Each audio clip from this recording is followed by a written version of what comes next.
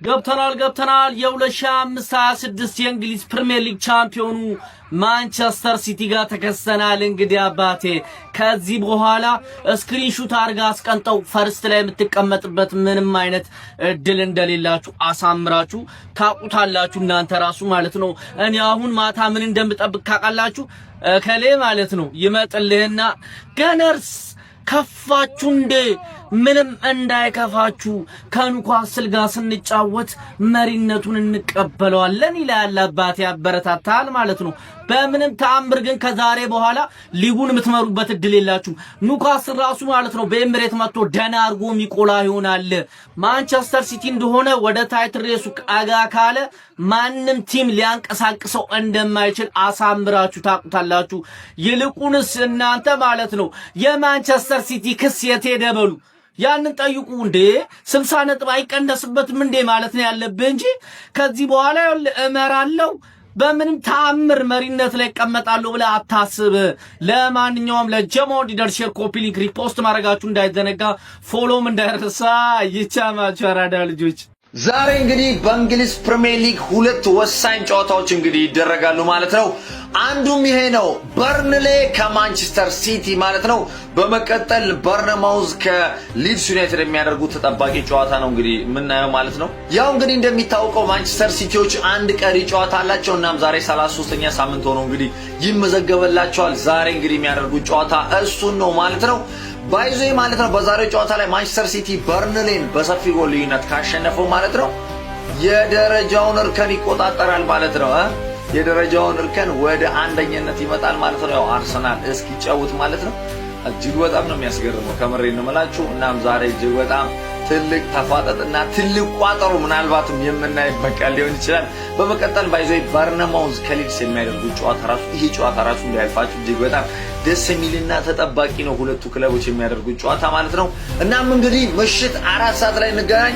ከዛ በፊት ግን የማንቸስተር ሲቲ ግምታዊ አሰላለፍ እንግዲህ ይሄንን ይመስላል እየተባለ ነው የሚገኘው ሮድሪ ባለመኖሩ ማለት ነው። እናም እንግዲህ ሲቲዎች ኮሜንት አስተያየት ሰጡበት። ይመቻችሁ። መልካም ጊዜ ባይ። ከስንት መጀነን ከስንት ጢባት ከስንት አንደኛ ላይ ሆኖ ብዙ ቀናቶችን መቁጠር በኋላ ዛሬ ማንቸስተር ሲቲ በርንሌይን 2 ከ2 ጎል በላይ አግብቶ ማሸነፍ ከቻለ አንደኛ ደረጃ ላይ ቁጭ ይላል። አርሰናል ደግሞ ወደ ቦታው ይመለስ። ይሄንን ነው ስንላችሁ የነበር። ብዙ ቀናቶችን መምራት ዋንጫ መብላት አይደለም፣ ትንሽ ቀናት። አሁን እቺን 5 ሳምንታት መምራት ዋንጫ ያበላል። ማንቸስተር ሲቲ እቺን 5 ሳምንታት ይመራል። ስምምን ማንም አይለየን። ስምምን ነነ ተዘመነ ቶቢያ ተዘመነ ተዘመነ ማንቼ ተዘመነ በርንነት በርንዋ መጨረሻ በርንሌን ወራጅ ቀጠና ከመውረድ በፊት አድነኝ ብዬ ልለምን። እኔ ላይኛው ያልቻልኩትን 20ኛ ነው 19 ያለ ሰው ልለምን። አይሙሬ ራሱን አትጃጃል እያለኝ ነው። በቃ ምን አለባት እግር ኳስ ነው በሚል ማለት ነው። ባክ ወልቭስ ለሲቲ ሰርቶ እኛን አቻውቷል። አንተ ለኛ ስራ እስቲ እዛ ስትወር ሻምፒዮንሺፕ ህዝብ ሁሉ ቦስ እንደ ሲቲን የከካው ነው የሚሉ። ምክንያቱም አይሆንም ባክ ራስን ማታለል ነው። ለማንኛውም ያው እግር ኳስ የሚሆነው አይተወቅም በሚል በቃ ልቋጥር ምን አለበት እስቲ። ወራጅ ቀጠኖች እኮ ከአመት አመት ያስቸግራሉና እባክህ የሆነ ነገር ብቻ ፍጠር፣ በቃ ፍጠር። ለማንኛውም ማለት ነው ብዙ ሰው እንግዲህ የሀገር ውስጡ ከተዘጋ በኋላ የውጮቹ ግራ ጋብቶታል። አዎ ግራ ያጋባል፣ ግን በቀላሉ በቪዲዮም በፎቶም እንዴት እንደሆነ ቲፕ 0912 ሚሊዮን ላይ ያስቀምጥላችኋል። በዛ ላይ ደግሞ ዋኔክስ ሰርች ስታደርጉት ክሮም ገብታችሁ ዲፖዚት ማድረግ እንጂ ዊዝድሮ አይሰራም። ስለዚህ ትክክለኛው ሊንክ ያው አሁን ቴሌግራም ላይ ያይዝላችኋለሁ። እዛው እንዴት እንደምትከፍቱ ሁሉ ነገር በቀላሉ መንገድ ማግኘት ትችላላችሁ።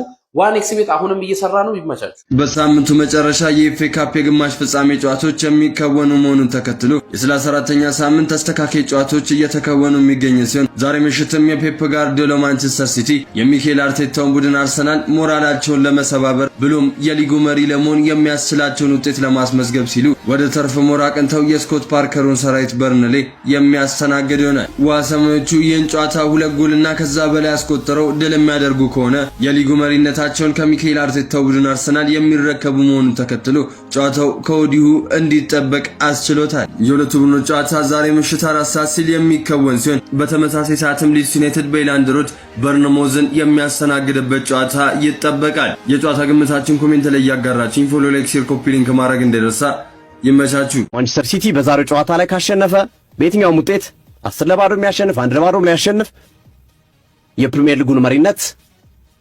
ከአርሰናል ይረከባል። በነገራችን ላይ ማንቸስተር ሲቲ በዚህ ውድድር ዓመት የእንግሊዝ ፕሪሚየር ሊግን የመራው ለ6 ቀን ብቻ ነው። የመጀመሪያው ሳምንት ላይ ወልቭስን 4-0 ያሸነፈበት ጨዋታ ግርሜ ያችን ሳምንት መራ። ከዛ በኋላ ሲቲ መርቶ አያውቅም። ያለፉትን 256 ቀኖች ደግሞ አርሰናል በሊጉ መሪነት ቆይቷል። ህመም አይደለም በጣም እሺ። ነገ ከበርንሌ ጋር ከባድ ጨዋታ አለብን ማለት ነው። ወደ አንደኛ ደረጃ የምንሸጋገርበት ጨዋታ ነው ማለት ነው። ለምን ከባድ ጨዋታ አልከው ለሚለው እመጣበታለሁ። ከዛ በፊት ሮድሪ ለነገው ጨዋታ አይ ዶንት ቲንክ የሚደርስ ብሎ ፔፕ አሳውቆናል ማለት ነው። ቀጣይም አጠራጣሪ ነው። ችግር የለውም። ቀጣይ ከሳውዛምፕተን ቀጣይ ሳምንት ነው ፕሪሚየር ሊግ ያለን ከኤቨርተን። ያኔ ደግሞ ይደርሳል ብዬ ተስፋ አደርጋለሁ ማለት ነው። ለምን ከባድ አልከው ለሚለው ግን አንደኛ በርንሌ ነገ ከተሸነፈ ከፕሪሚየር ሊግ መውረዱን ስለሚያረጋግጥ ይጋደላል። ገብቶሃል አይደለ? መውረዱን እኮ ሊያምን ይችላል። አሁንም አምኖ ሊሆን እኮ ይችላል። ግን በየጨዋታው አትሊስት ወይ ያሸነፉ ወይ ምናምን መውረጃ ቀናቸውን ማራዘም ወይ ደግሞ መትረፍ ነው የሚፈልጉት። ገባችኋል? ሁለተኛው ደግሞ ያው ሮድሪ የለም ነው ሁለተኛው ምክንያት። ሶስተኛው አንደኛ ለመሆን ስለሆነ የምንጫወተው ምንም በጣም ቀላል ጨዋታ ሊመስል ይችላል። የበርንሌ ጨዋታ እየተሸነፉ ነው ያሉት። አይኑ ጥሩ ፎርም ላይ አይደሉም ያሉት በርንሌ። ግን አንደኛ ለመሆን የምትጫወተው ጨዋታ ደግሞ በጣም ሰሞኑን ለምን እንደሆነ አላውቅም እንደውም እየሄድን የሆነ ሰሞን አርሰናሎች መልሰው እየተቀበሉን ነበረ። ግን አሁን ላይ እስቲ እኔ እንደምናሸንፍ ይሰማኛል። ግን ቀላል ጨዋታ ብሎ ነገር የለም ፕሪሚየር ሊግ ላይ ያረዳ ልጅ። ሶ ይመቻችሁ። ነገ ከጨዋታው በኋላ ነገረ እቺን የቴሌግራም ቻናል ላይ ደግሞ ሁለት ወድ ስፔሻሊ ሁለት ወድ እየበላን ነው ማለት ነው። ገንዘባችንን ደብል እያደረግን ነው። ይሄንን ቴሌግራም ቻናል አሁን ፕሬዲክሽንስ ብለ ተቀላቀል። ይመች ጋይስ። ነገ የሚደረገው የማንቸስተር ሲቲ እና የበርንሌ ጨዋታ ውጤት አፈትልኮ ወጥቷል። በርንሌ ሳይጠበቅ ማንቸስተር ሲቲን 2-1 በሆነ ጠባብ ውጤት እንዳሸነፈ ታማኝ ምንጫችን ተስፋነህ አርቴታ እየገለጸልን ይገኛል። በተያያዘ መረጃ ነገ የሚደረገውን ባየር ሙኒክና የባየር ሊቨርኩሰንንም ጨዋታ ሜል ቤት ላይ እየገባችሁ መጫወት ትችላላችሁ። ይሄን ፕሮሞ ኮድ ተጠቅማችሁ ሬጂስተር ስታደርጉ ደግሞ የ200% ቦነስና የ24000 ብር ተካፋይ መሆን ትችላላችሁ። ሊንኩን ባዮ ላይ ቴሌግራም ቻናል አለ፣ እሱ ውስጥ አስቀምጥላችኋለሁ። ተጫወቱ፣ ይመቻችሁ። ያሸንፋል ወይም ነጥብ ይጋራል ብሎ ማሰብ የበሬው የዘር ፍሬ ይወድቅልኛል ካሁን ወደቀልኝ ብላ እንደምትከተለው አይነት ቀበሮ ስሜት ነው የሚሰማኝ። እንደዛ ብሎ ማሰብ ማለት ነው ካለው ቁጥራዊ አሃዝ ከእውነታው አንጻር እስከዛሬው ሁለቱ ክለቦች ከመጡበት እና አሁን ወቅታዊ ከረንት ፐርፎርማንሳቸውን ግምቱ ስናስገባው የቀበሮዋ ታሪክ ነው። ከኋላ እየተከተለች ካሁን ወደቀልኝ የበሬው የዘር ፍሬ ወይም የፍየሉ የዘር ፍሬ እንደሚባለው አይነት ነገር ነው። ሊሆን የማይችል ነው ከዚህ አንጻር ስናየው ማለት ነው። ግን ደግሞ በእግር ኳስ ደግሞ ምንም ነገር ሞት የሚባለው ነገር ሲነሳ ደግሞ አይተናል። በዚህ ሁለት ጽንፍ ሆነን ነው ይህንን ጨዋታ ዛሬ ምሽት የምንከታተለው ማለት ነው። የማንቸስተር ሲቲ ወሳኝ ተጫዋች ሮድሪ ነገ ምሽት በተርፍ ሙር በርንሌይን ማንቸስተር ሲቲ በሚገጥምበት ጨዋታ ላይ እንደማይኖር አሰልጣኝ ፔፕ ጋርዲዮላ ይፋ አድርገዋል። በሳምንቱ መጨረሻ በነበረውና እጅግ አስጨራሽ በነበረው የማንቸስተር ሲቲ እና አርሰናል ኢታድ ስቴዲየም ፍልሚያ ላይ ጉዳት ማስተናገዱ ይታወሳል። ሲቲ አርሰናል 2-1 ባሸነፈበት ጨዋታ ላይ የመጨረሻዎቹ ጨዋታ ደቂቃዎች ላይ ሮድሪ የብሽሽት ጉዳት አስተናግዶ መውጣቱ ይታወሳል። እናም ለነገው ጨዋታ እንደማይደርስ ሙሉ በሙሉ አረጋግጠዋል ፔፕ ጋርዲዮላ። ነገር ግን በቀጣዩ በሳምንቱ መጨረሻ በሚከናወነው የኤፍኤ ካፕ ጨዋታ ከሳውዛምፕተን ጋር አሊያም ከሁለት ሳምንታት በኋላ ከኤቨርተን ጋር በሚደረገው ጨዋታ የመድረስ እድሉ ሰፊ እንደሆነ ተናግረዋል ጋርዲዮላ። በዚህ ወሳኝ ጨዋታ ላይ ይህንን ተጫዋች ማጣታችን እንደ መልካም ዜና ባናየው፣ ነገር ግን ያሉት ተጫዋቾች ቀጣዩን የቤት ስራ ለመወጣት በቂ ናቸው የሚል አስተያየታቸውን ጨምሮ ሰጥተዋል። ነገ ምሽት በተርፍ ሙር ማንቸስተር ሲቲ በርንሌይን ማሸነፍ የሚችል ከሆነ የሊጉ መሪነትን ከአርሰናል የሚረከብ ይሆናል። አድማጭ ተመልካቾቻችን የሮድሪ ጉዳት ሲቲን በነገው ጨዋታ ላይ ይጎዳዋላችሁ ታስባላችሁ? ሐሳብ ስጡበት። የፕላስ ምልክቱ በመጫን ፎሎ ያድርጉ። ይህ ትርታ ሲዲ ስፖርት ነው። መልካም ሲቲያንስ እስኪ በደንብ ኮፒ ሊንክ አድርጉት። ዛሬ እኮ የደስታ ቀን ነው ብራዘር። ዛሬ ማንቸስተር ሲቲ በርንሌይን የሚያሸንፍ ከሆነ በሁለት ጎል ልዩነት ማለት ነው የፕሪሚየር ሊጉ መሪ ይሆናል ከብዙ ቀናት በኋላ ማለት ነው። አርሰናል መሪነቱን ለሲቲ የሚያስረክብበት ቀን ሊሆን ይችላል ማለት ነው። ዛሬ ማንቸስተር ሲቲ የዛሬውን ጨዋታ የሚያሸንፍ ከሆነ በእኩል ነጥብ ነገር ግን በጎል ክፍያ በልጦ የሊጉ መሪ የሊጉ አናት ላይ ይቀመጣል ማለት ነው። ይሄ ነገር ግን ይሆናል ወይ ነው ያው መሆኑ አይቀርም። ምክንያቱም ቲሙ በርንሌ ነው ብራዘር። የማንቸስተር ሲቲ ትላልቅ ቲሞችን እየለጠፈን የመጣ ለበርንሌ ይንበረከካል ብዬ አላስብም። ይመቻቹ። እንደውም አንድ አስተያየት ሰጪ ምን አለ ጋርዲዮላ ግፍ አይሆንበትም ወይ? አሁን 250 ምናምን ቀን የቆየ ቡድን ሊጉን ሲመራ የቆየ ቡድን ዋንጫውን ነጥቆ በ6 ቀን በመራበት ሲወስድ ግፍ አይሆንም ወይ የሚል አስተያየት አንድ አርሰናል ደጋፊ ሲሰጣይቼ ትንሽ ፈገግ እያልኩ ነበርና 6 ቀን ብቻ ነው ሲቲ በዘንድሮ ድራማት ሊጉን የመራው። አርሰናል 256 ቀን አድማጮቻችን ልዩነቱን ተመልከቱ።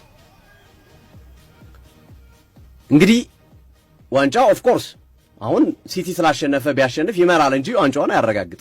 አርሰናል እንደውም ቀርሞ በተከታታይ 2 ጨዋታ ይጫወታል። እነሱን ካሸነፈ እንደገና ሲቲ ላይ ጫና መፍጠር ይችላል የ6 ነጥብ ልዩነት በማድረግ። ስለዚህ ዛሬ በርንሌይ የሚጫወተው የሚወርድበትን ቀን ለማራዘም ብቻ ቢያንስ ቀጣይ ሳምንት ሆነልኝ። በርንሌይ ምንም በታምር ዛሬ የፈለገ ነገር ቢደረድር ምሽግ ቢቆፍር ታምር ቢሰራ ከማንቸስተር ሲቲ ሚሳኤል የሚተርፍ አይመስለኝም። የሮድሪ አለመኖር ምናልባት እሱም እንኳን አስቀመጥኳቸው ቀደም አልኳቸው እኮ ተርፍ ሙር ላይ መሆኑ የሮድሪ አለመኖር በሜዳቸው ላይ ላለመውረድ የሚደረግ ጥረቶችን ስና የጎል መጠኑን ሊቀንሱት ይችላሉ። ለምሳሌ 5-0 6-0 የሚሸነፈውን ሽንፈት 2-0 ወይ 2-1 ወይም 3-2 አይነት ሽንፈት ሊሸነፍ ይችላል እንጂ ከመሸነፍ ምንም ያግዷል ብዬ አላስብም። በርንሌይን በየትኛውም ውጤት ካሸነፈ ማንቸስተር ሲቲ 1-0 የሚያሸንፍ 2-0 የሚያሸንፍ ትናንት ነው 2-0 እያልኩ ነበር። ጎል ዲፈረንሱን አይቼ በጎል ዲፈረንስ ብቻ ሳይሆን እርስ በርስ በተገናኘ ከጎል ዲፈረንስ ቀጥሎ እርስ በርስ በተገናኘ ስለሆነ የሚታየው ሲቲ በአንድ ጎል ልዩነት ቢያሸንፍ እኩል 37 ጎል እኩል 77 ነጥብ ይሆናሉ። እርስ በርስ በተገናኘ በሚለው ሲቲ ስላሸነፈ ሲቲ አንደኛ ደረጃን መያዝ ይችላል።